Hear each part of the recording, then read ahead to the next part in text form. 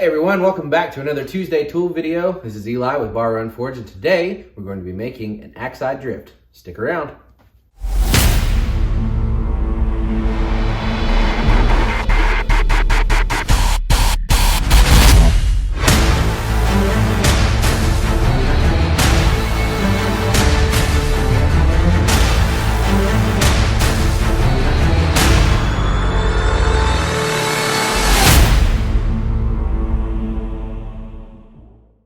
So to make our axe side drift, we're going to be using this piece of a jackhammer bit, a spade jackhammer bit that we have.